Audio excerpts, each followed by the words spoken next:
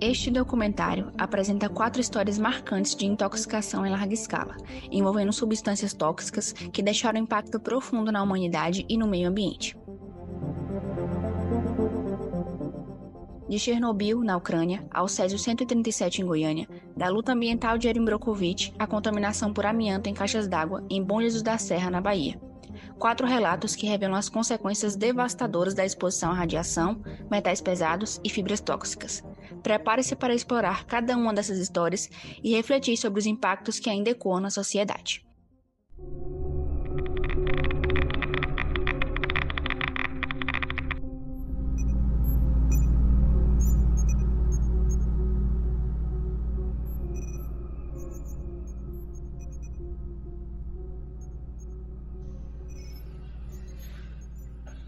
Bom dia, doutor. Bom dia, Tá trabalhando em que hoje? Tem. Eu tô fazendo uma máquina do tempo, acredita? Máquina do tempo, tipo aquelas do filme De Volta pro Futuro. Mas cadê o carro? Só não tem um carro, mas em compensação isso aqui funciona de verdade. Vamos testar?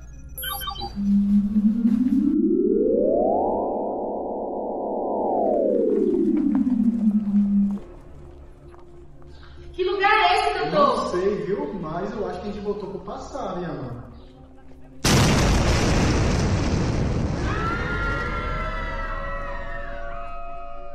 Ouviu essa explosão? Eu nem percebi o que aconteceu. Não sei, vamos perguntar aquele bombeiro. Bom dia, seu bombeiro. Em que lugar nós estamos? Привет! E Amanda, eu acho que ele falou russo. Nós estamos na Rússia. Já sei, vamos colocar nossos fones tradutores para sabermos o que ele está dizendo. Onde nós estamos? Que pergunta é essa? O que vocês estão fazendo aqui? Em que ano nós estamos? Se afastem, estamos em 1986. 1986? E Amanda, é pior do que eu pensei. Nós estamos na antiga União Soviética. E se parar para pensar, talvez essa explosão seja a mesma explosão que aconteceu em Chernobyl, que na nossa época é a Ucrânia. Nossa, doutor, então deve ser por isso que as pessoas estão com aquelas feridas?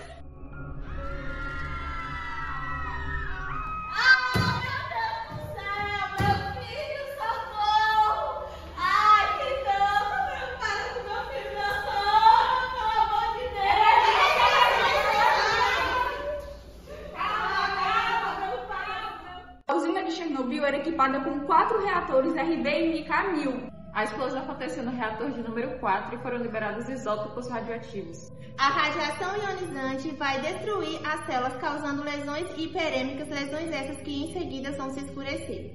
Após um tempo de exposição, a medula óssea morre, o sistema imunológico falha e os tecidos e órgãos começam a se decompor. Tome esse remédio, aí o iodeto de potássio vai te ajudar. E Amanda, você sabia que naquela época as pessoas que foram expostas à radiação eram administradas para aquelas pessoas justamente o iodeto de potássio, para diminuir ali a absorção do iodeto radioativo pela glândula tireoide. Nossa, doutor, então quais serão as consequências futuras após a exposição dessa radiação? Como é que vai ficar o meio ambiente, as pessoas e os animais? Bem, essa radiação vai ter que atuar por muito tempo. Mas isso eu te explico na nossa viagem. Então vamos, né? Vamos embora? A máquina já está carregada.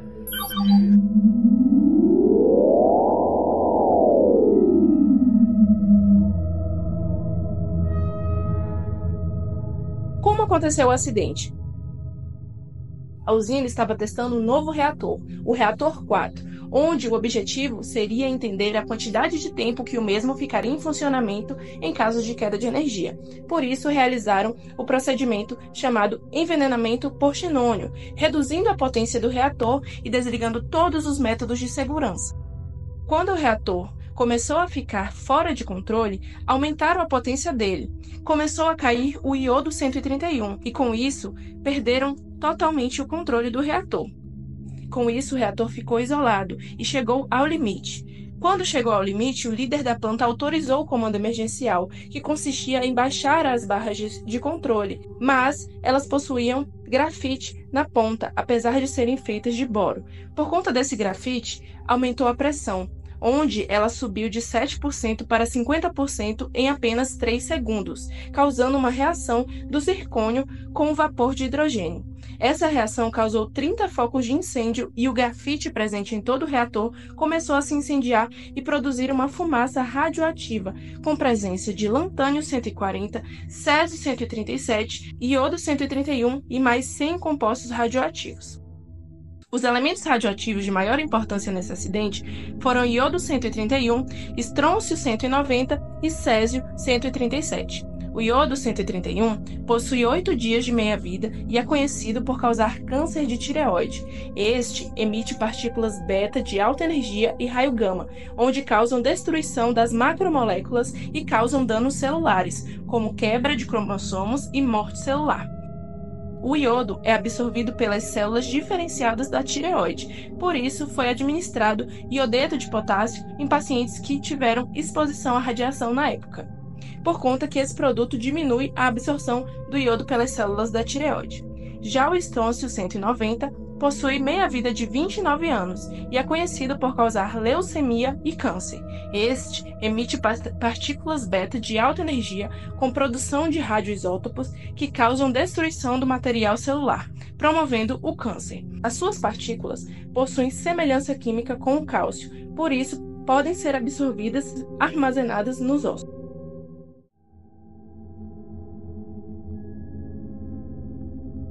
Conforme a ONU, apesar da explosão, os soviéticos tardaram a considerar a magnitude do acidente.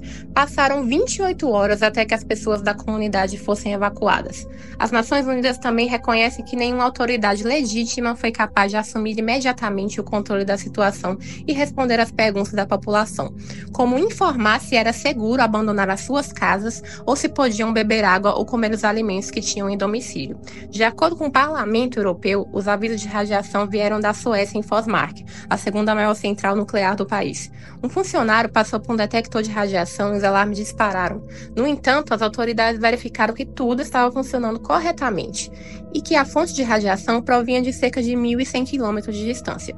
Como consequência dessa catástrofe, nos primeiros meses após a explosão, as doses de radiação recebidas pela tireoide foram particularmente elevadas em crianças e adolescentes que viviam nas regiões mais afetadas e naqueles que bebiam leite com níveis elevados de iodo radioativo, o que foi associado a mais casos de câncer de tireoide.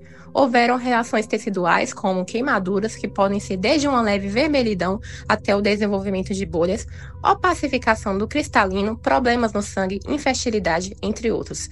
Houve ainda a síndrome aguda da radiação, que ocorre quando o indivíduo é exposto a doses extremamente altas de radiação, causando danos no sistema cardiovascular e nervoso, levando ao óbito em poucos dias. Hoje em dia, estudos demonstram que a baixa população de aves e mamíferos presentes em Chernobyl possuem catarata nos olhos e cérebros menores, assim como os sobreviventes das bombas atômicas de Hiroshima e Nagasaki, consequências diretas da exposição à radiação presente nos alimentos, na água e no ar. Do mesmo modo como pacientes com câncer que fazem radioterapia, muitas aves apresentam células de reprodução mal formadas. Na maioria das áreas radioativas, até 40% desses indivíduos machos encontram-se completamente estéreis, tumores identificados em algumas aves, bem como anomalias no desenvolvimento de plantas e insetos. Lobos de Chernobyl têm sistemas imunológicos alterados, semelhantes aos de pacientes com câncer que foram submetidos à radioterapia. Foi identificado que regiões específicas do genoma do lobo parecem resilientes ao aumento do risco de desenvolver câncer.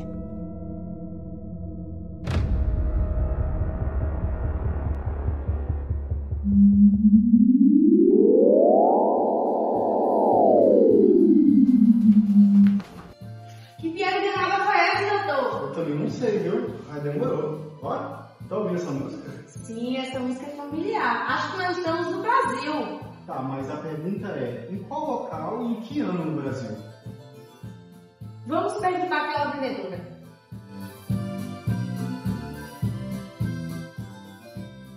Moça, bom dia. Em que cidade estamos? Minha filha, nós estamos em Goiânia. Em que ano? 1987, viu? Ei, você não quer comprar um pique na minha mão, não? Do bom, ó. Azul, diferença aí, ó. Que piquezão. Nunca vi um pique brilhar tanto. Acho que vou levar, doutor. Não, Yamane, isso aí tá muito estranho. Só disso aí. Yamane apoio 87? Sim. Em Goiânia? Yamane, esse é o mesmo local e ano que aconteceu o maior acidente radiológico do Brasil. Nossa, o acidente do Césio 137. Nossa, doutor, por tanto lugar pra você me trazer pra Goiânia no ano desse acidente? Por que você não trouxe o seu Leonardo? Não, eu que controlo o relógio. Ó, mas foi uma história bem interessante. Você quer aprender um pouco sobre ela? Naquele ano, aconteceu o maior acidente radiológico do Brasil, quando 2 catadores de lixo entram em uma clínica abandonada de radiografia e encontram um equipamento que continha o Césio 137.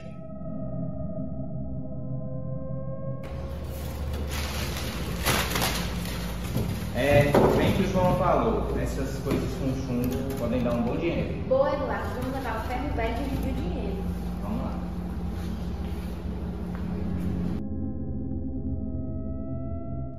Bom dia, Gabriel. Bom dia, meu amigo. O que você pode me dar por essa belezinha aqui?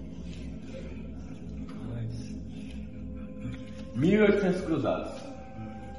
Tá bom então. Negócio feito. Fechado.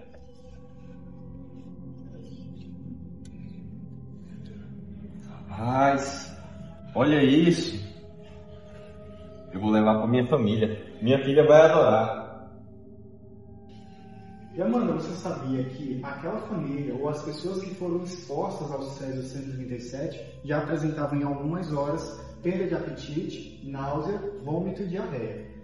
Nossa, doutor, eu não sabia. Então, quanto maior o tempo de exposição, em quanto tempo de prazo, maior serão as lesões? Isso mesmo. Tanto que Gabriel, como sua família, já apresentavam muitos desses sintomas, apresentando as lesões, náusea, desorientação e também diarreia.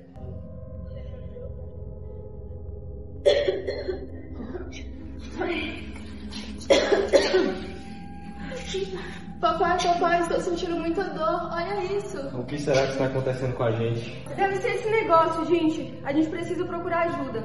Vamos levar na vigilância sanitária. Que nada, deve ter sido almoço de meio-dia. Vamos.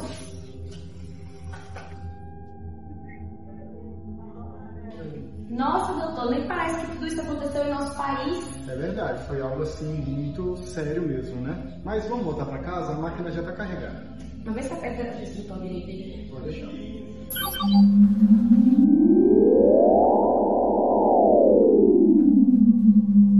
Pra que enfim chegamos no laboratório, doutor? Finalmente em casa, né? Mas foi interessante aprender um pouco sobre essas histórias, né, Yamana? Com certeza, a história de Chernobyl. E do Césio 137.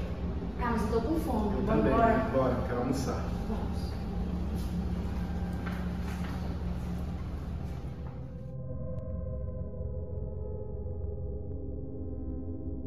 Vamos entender por que as lesões causadas pelo Césio 137 foram tão graves. O Césio 137 ele é um material radioativo que emite radiação beta e radiação gama, sendo que a radiação beta ela causa queimaduras externas e a radiação gama ela é altamente penetrante e afeta os órgãos internos.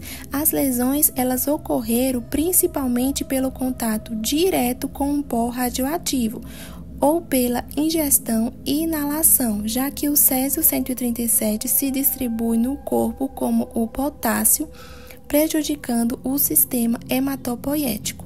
A manipulação inadequada da cápsula liberou o pó radioativo que se espalhou pelo vento, chuva e contato com pessoas e objetos, ampliando os danos. As vítimas elas sofreram com a síndrome aguda da radiação, apresentando náusea, vômito, febre e, em casos graves, imunossupressão e óbitos.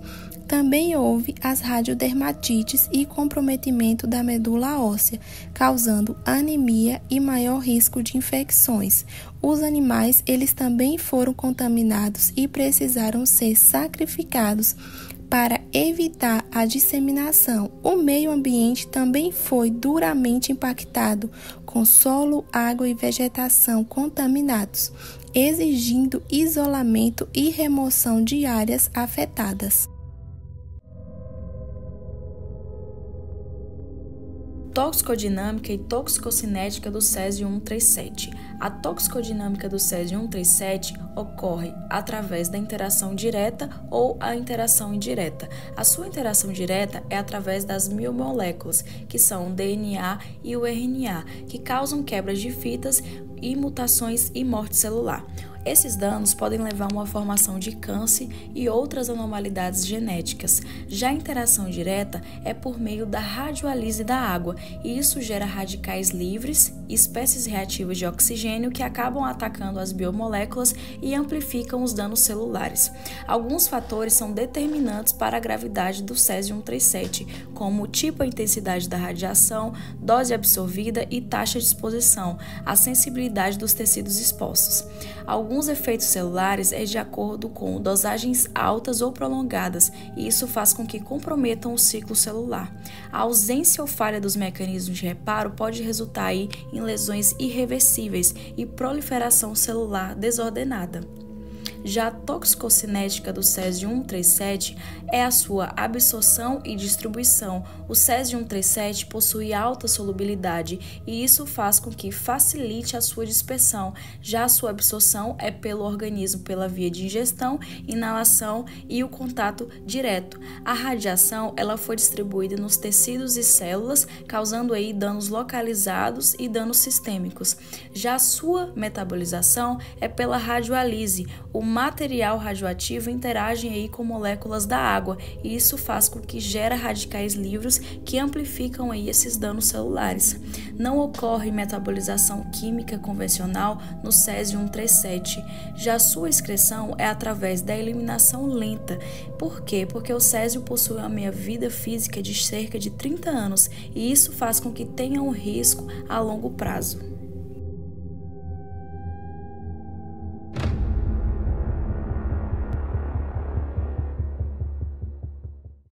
Oi, eu sou Erin Brukovich e ao contrário do que muitos pensam, não sou advogada, mas eu que ajudei a descobrir uma das maiores contaminações por metais pesados da história dos Estados Unidos. Em uma pequena vila chamada Hinckley, no sul da Califórnia, a PGE, uma empresa de energia, poluiu a água que os habitantes consumiam com cromo hexavalente. Durante 14 anos, entre 1952 e 1966, a empresa não apenas ignorou o sofrimento das pessoas, mas fez de tudo para esconder a verdade. Isso tudo eu vi de perto, e foi minha missão lutar por essas vítimas. Consegui comprovar a presença do cromo hexavalente na vila de Hinckley com a análise de efluentes que eu mesma fiz. Essa análise é um processo rigoroso que avalia a qualidade da água e os poluentes presentes nela.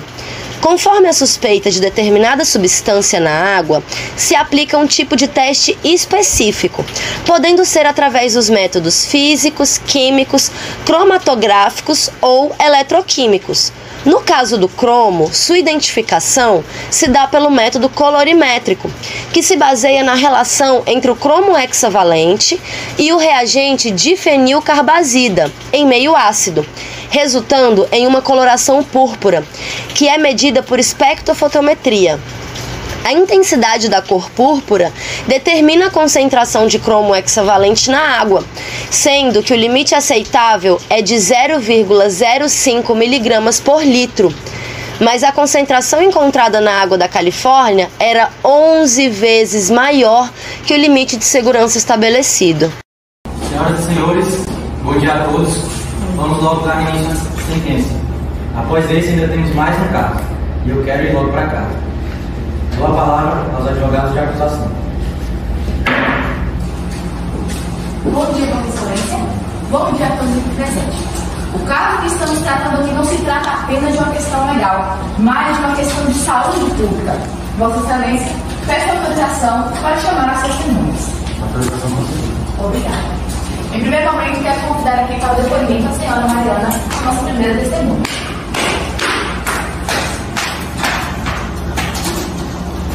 Bom dia, senhora. A senhora jura falar somente a verdade? Juro, senhora. Eu vivi aqui a minha vida inteira. E agora eu estou doente por algo que eu não tive culpa. Tive que me desfazer da minha única fonte de renda. Todas as minhas galinhas morreram. O veterinário chegou lá e falou que elas estavam cheias de tumores.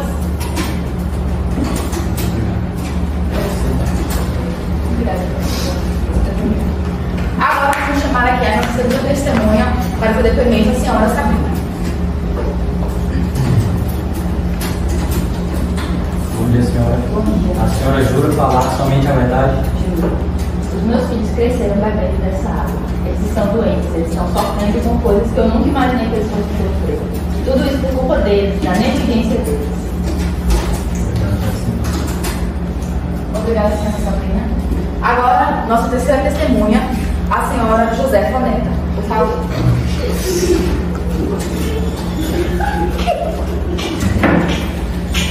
Senhora, a senhora jura falar somente a verdade? Bom, o que cometeram com a gente foi uma injustiça com toda a nossa comunidade.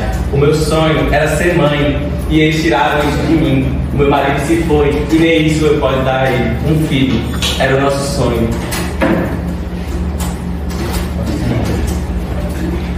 Obrigada pelo seu depoimento.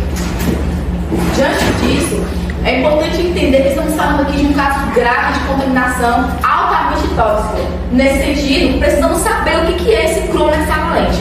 O cromo hexavalente é um elemento do cromo altamente tóxico que é caracterizado pelo seu estado de oxidação. Estamos falando de um cromo realmente altamente tóxico. Isso não é brincadeira. É importante também a gente entender que ele pode estar presente em qualquer matéria-prima, de qualquer forma de cromo. E a sua remoção ela deve ser feita de forma adequada, o que não aconteceu aqui nesse caso. Senhoras e senhores, Vossa Excelência, é importante a gente entender como que o cromo hexavalente vai agir no organismo dessas pessoas que tiveram contato direto com esse metal. Para isso, a gente precisa saber um conceito chamado de toxicinética, que é um mecanismo que vai corresponder desde a entrada até a saída deste agente tóxico do organismo. Então, há três principais vias de introdução do agente tóxico no organismo. A primeira é a pele, em que partículas do cromo hexavalente elas podem penetrar no tecido lesado quando há algum ferimento, há alguma lesão. Então, os trabalhadores eles estão diretamente expostos a essas partículas. A segunda via é a via inalatória, que ocorre pelos pulmões. Ele vai acabar aspirando partículas e essas partículas elas vão atravessar as membranas pulmonares e indiretamente para a corrente sanguínea, espalhando por todo o corpo.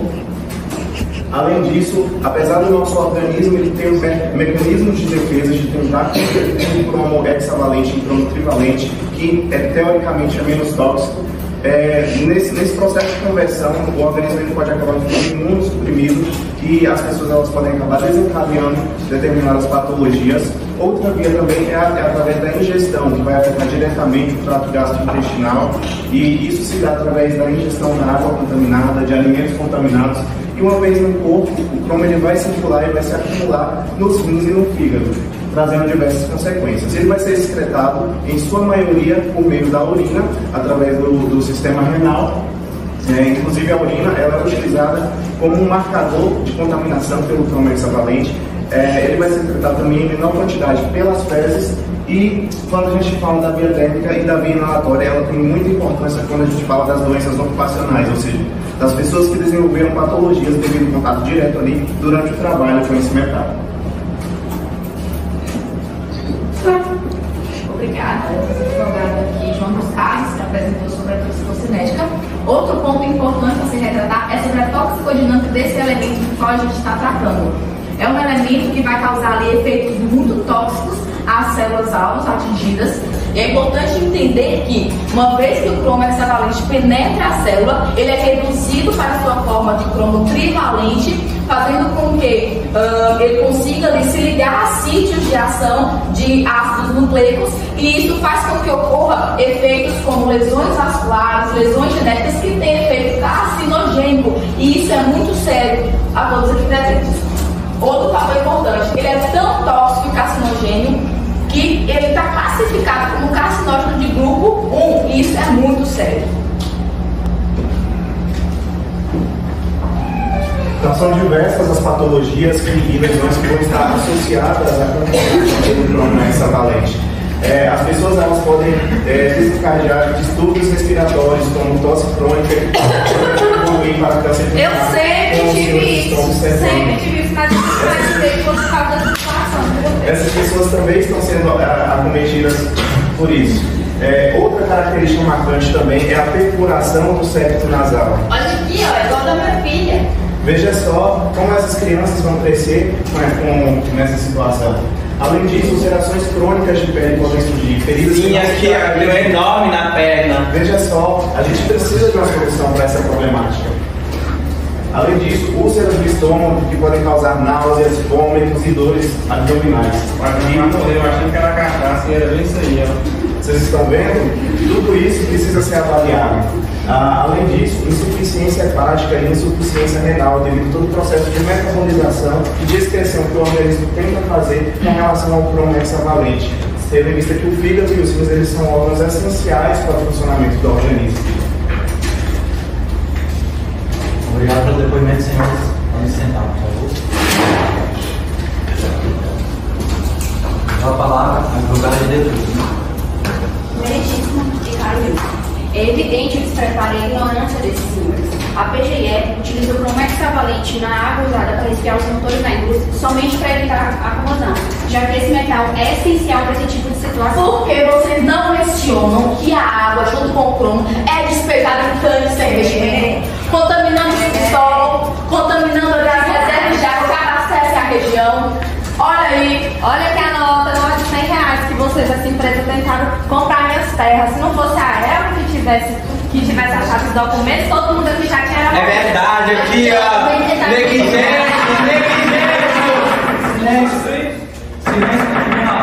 Essas acusações são completamente levianas. E se realmente estão acusando a PGE desse crime, é a responsabilidade dos advogados de acusação apresentarem evidências claras de que os meus clientes tinham ciência do fazer. Senhoras e senhores, nós temos aqui uma testemunha muito importante para esse caso. Uma testemunha que trabalhou diretamente nas minas de cromo hexavalente, nessa empresa, na PGE.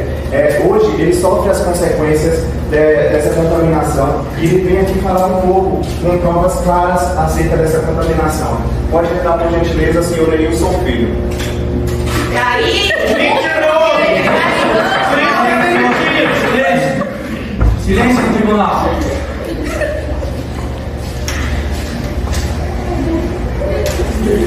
Podemos, o senhor jura falar somente a verdade? Eu e meu irmão, a gente trabalhou muito tempo lá nessa empresa. O salário de início era muito bons, mas aí depois começou a diminuir. Aí eu fui reclamar, eles pediram para mim queimar os documentos lá, eu falei que não queimar não. Aí você me falou assim, você tem que queimar, senão o salário não vai aumentar. Aí eu fui nos documentos com meu irmão e ele falou, você não queima esse trem não, senão você vai precisar desse trem. Aí eu falei, tá bom. Aí depois ele começou a apresentar os exames nessas minhas aqui, que não salário não, já que não tem médico da gente. Aí me chamaram para ver porque eu os documentos que eles mandaram foi mais Deus. Aí vamos pegar o seu pai. Após meses de investigação e muita luta, a gente conseguiu o que parecia ser impossível. A PGE finalmente foi responsabilizada. Os advogados da empresa tentaram comprar o júri, oferecendo propina para que anulassem a sentença. Contudo, o tribunal condenou a empresa a pagar 333 milhões de dólares para as vítimas dessa catástrofe. Essa decisão foi histórica. A empresa foi obrigada a parar de usar o cromo e mudar suas práticas. E essa foi a maior indenização por danos ambientais da história dos Estados Unidos. Essa luta não foi só minha, foi de todos aqueles que ousaram falar a verdade.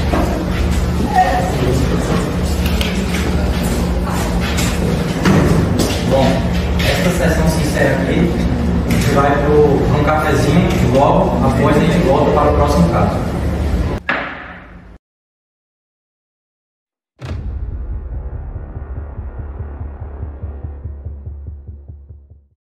Eu sou o Juvenal da Silva e, assim como muitos na minha comunidade, não sou especialista, mas vi na pele os impactos de trabalhar na mina de amianto em Bom Jesus da Serra, no interior da Bahia. Durante 15 anos, fui minerador, martelando pedras que escondiam um perigo invisível, fibras minúsculas e mortais que inalávamos todos os dias. A Sama, do grupo Eternite, explorou o local por 3 décadas e, quando trazia um desenvolvimento aparente, enterrava nossa saúde e nosso futuro. O amianto é uma substância altamente cancerígena, mas na época ninguém nos avisou. Trabalhávamos sem proteção adequada, sem saber que cada respiro no meio daquela poeira carregava uma sentença de morte. Vi amigos adoecer, vi meu pai definhar sem ar. E, quando a empresa foi embora, deixou para trás um rio contaminado, um solo doente e uma vila fantasma. Hoje, estou aqui para contar a nossa história. Não é sobre vingança, mais bem que poderia ser, mas sobre justiça. Justiça por todos aqueles que sofreram e ainda sofrem pelo que foi feito em Bom Jesus da Serra.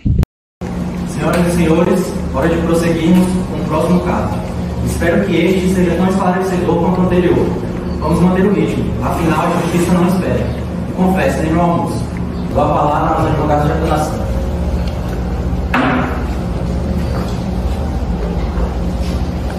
Vossa Excelência, senhores e senhoras do júri, agradeço a presença de todos. Hoje nós vamos falar sobre um inimigo invisível, porém considerado fatal, e que vem assolando a nossa comunidade faz muitos anos e nada acontece, nenhuma justiça é feita até o momento. Então, senhores, senhor juiz, peço sua autorização para chamar os depoentes. Autorização concedida. Agradeço. Senhora Jeane, por gentileza, pode fazer seu depoimento? Bom dia, senhora. Bom dia. A senhora jura falar somente a verdade? Juro. Eu respirei pó de amianto por muitos anos, enquanto trabalhava para sustentar minha família. Hoje, não consigo trabalhar porque possuo asbestose. E hoje eu quero justiça por mim, pela minha família e pela minha futura geração. Agradeço, senhora Jeane. Senhor Matheus, por gentileza, pode vir fazer seu depoimento. Devagar, senhor, o senhor precisa de ajuda?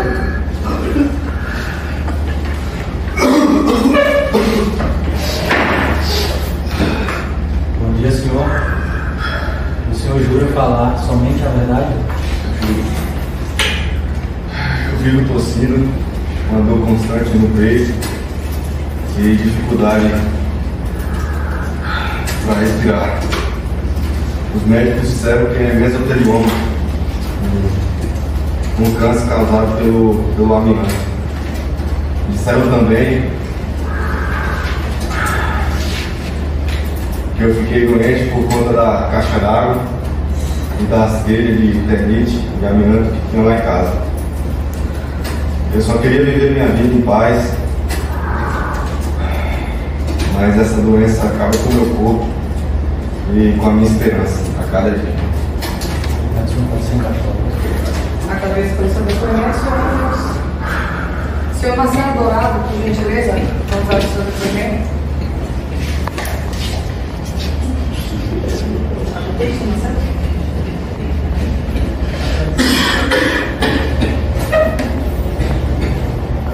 Bom dia, senhor. O senhor jura falar somente a verdade? Sim.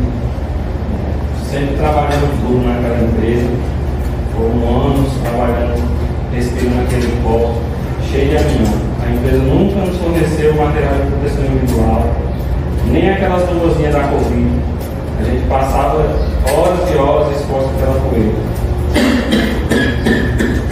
Resultado disso foi que eu perdi o bem mais precioso que eu tinha, minha saúde. Comecei com essa tosse, com a fraqueza, cansaço. Fiz os exames esse dia, o médico falou que câncer de pulmão.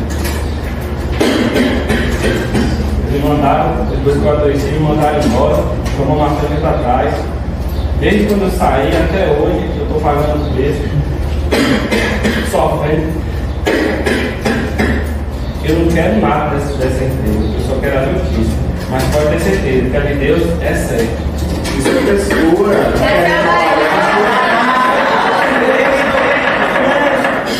Silêncio no tribunal. Obrigado, senhor. Senhor Marcelo, pode sentar, por favor. Vossa Excelência, agradeço. Júri, senhores e senhoras presentes, hoje nós vamos comentar um pouquinho sobre essa substância cruel, silenciosa, no mínimo traiçoeira, que vem assolando a nossa comunidade, resultando em dezenas de mortes. Abestos. O abestos, ela tem origem do grego, é considerada uma substância indestrutível. Lógico, vantajosa para toda e qualquer empresa, porque é uma substância barata, flexível e utilizada na indústria há muitos anos. Porém, o que não vem sendo avaliado são os riscos, não é mesmo?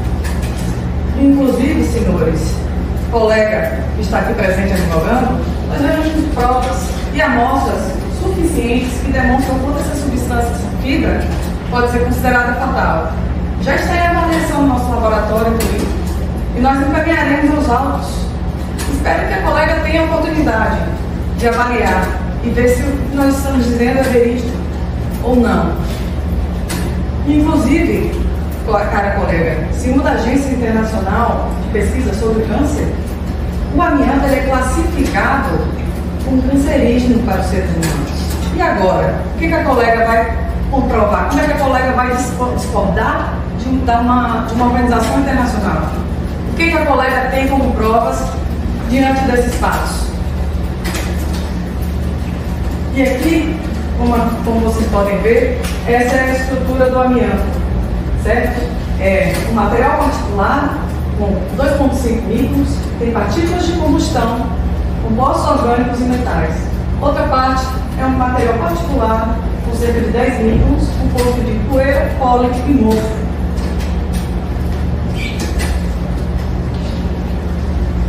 Bom dia, senhores. Excelentíssimo juiz.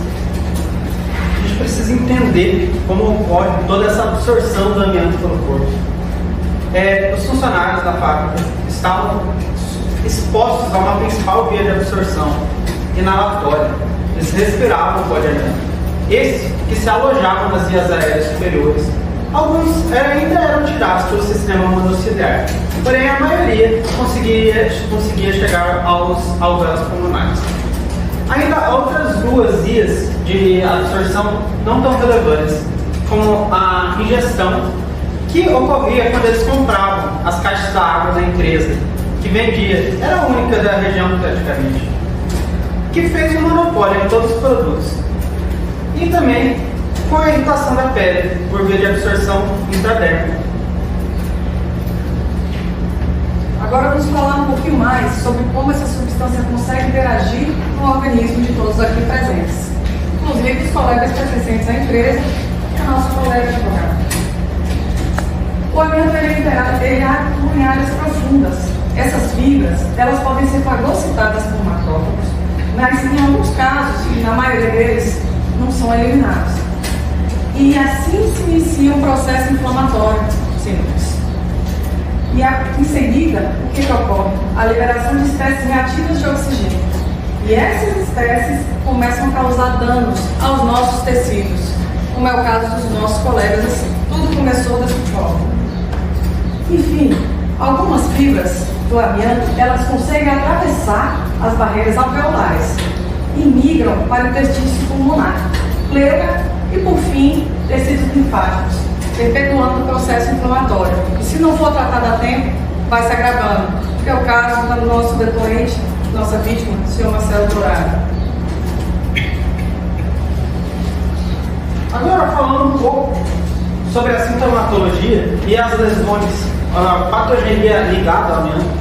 Enquanto a empresa carregava rios de dinheiros, os funcionários carregavam rios de sintomas.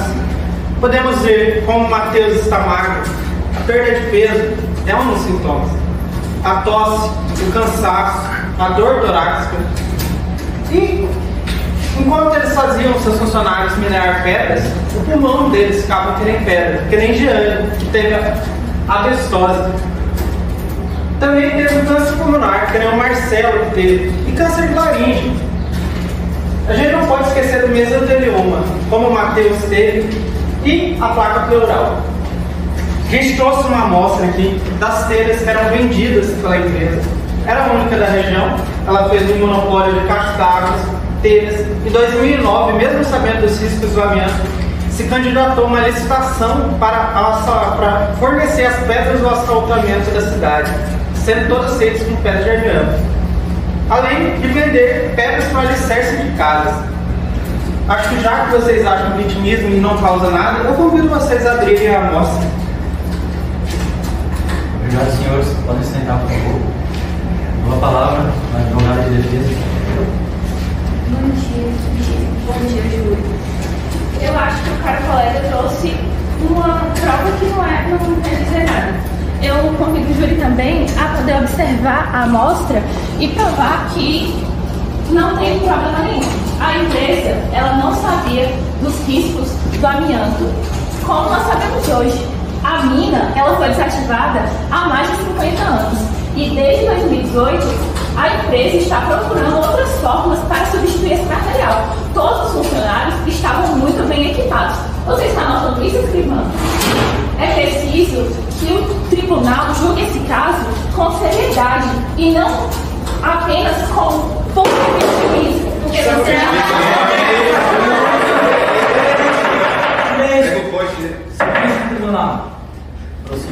Agradeço, Vossa Excelência. Quer dizer, então, que agora a empresa não sabia sobre os riscos. Quer dizer que agora nós, seres humanos, somos vistos como máquinas. Os meus clientes não têm direito a ter qualidade de vida e podem viver por anos trabalhando noites, tardes, manhãs a fio e não haver problema algum. Quer dizer, a empresa foi negligente e isso é um fato. Irresponsável, antiética. É uma lástima ver uma empresa tão grande agindo dessa forma com seus trabalhadores. E agora, eu questiono a colega, o que vai ser dessa comunidade? As pessoas vão continuar adoecendo ano após ano? É isso que vocês querem? Vão continuar consumindo água com amianto, lavando suas roupas, vivendo à base praticamente amianto no seu dia a dia? Eu quero mais saúde para os meus clientes. Vossa Excelência, júri, eu espero que hoje a justiça seja feita. Depois de anos de luta, finalmente vimos a justiça ser feita. A Eternite foi condenada a pagar pelos danos causados à nossa comunidade. Um valor que nunca trará de volta o que perdemos, mas que representa o reconhecimento do nosso sofrimento. A mina de Bom Jesus da Serra permanece como um lembrete sombrio do que aconteceu aqui. Embora a empresa tenha recorrido à decisão, nós, as vítimas, não vamos recuar. Essa vitória é apenas o começo de uma reparação que deveria ter começado há décadas. Hoje, me despeço com a esperança de que vivemos nunca mais se repita, nem aqui e nem em qualquer outro lugar, porque ninguém, absolutamente ninguém, deveria pagar com a própria saúde ou com a vida pela ganância de povo.